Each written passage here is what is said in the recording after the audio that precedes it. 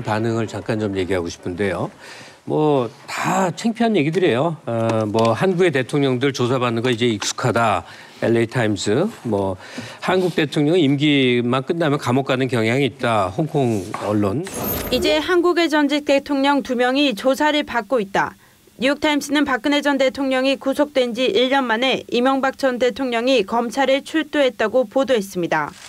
한국 정부가 출범한 이후 모든 대통령이 친인척 비리 등으로 명성에 타격을 입었다고 전하기도 했습니다.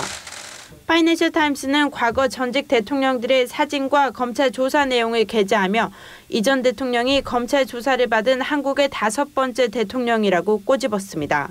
NHK는 이 전 대통령이 참담한 심정이라고 밝혔다며 앞서 검찰 수사를 정치 보복이라 주장한 내용도 덧붙였습니다.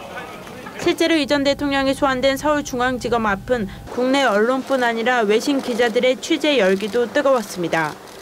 영미권 매체뿐 아니라 일본과 싱가포르, 말레이시아 등 아시아권 언론들도 총 집결해 이 전 대통령이 구속되면 전직 대통령 2명이 수감 생활을 하게 된다고 전했습니다. 일본 산케이 신문에 비극의 연쇄라고 얘기했는데 너무 비극적인 장면이니까 보기 싫어서 정말 안 보고 싶은데 안 보래야 볼 수가 없었습니다.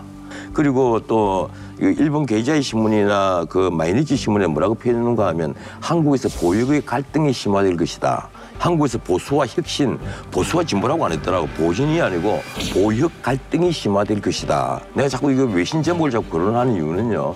외국에서 좀 보면 외국 언론은 좀 더 냉정하게 객관적으로 보지 않겠느냐. 일본은 바로 옆에 있으니까 좀 더 이 기사들이 자세해요.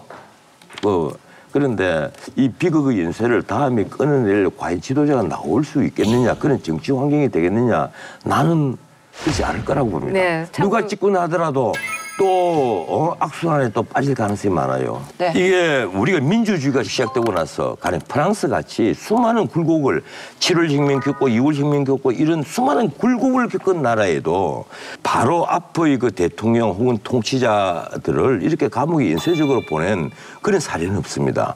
영국에도 없고 미국에는 전혀 없습니다. 네, 자, 지금도 근데 사실 우리나라도 잠깐만 얘기를 할게요. 대통령의 몸을 자른 적은 없고요. 다만 이게 목 자른 거지 그러면. 벌을 단두대가 뭐 이렇게 단두대지. 아니 그런데 벌을 받도록 한 것이. 알겠습니다. 네. 재미에 감동을 더하다. TV조선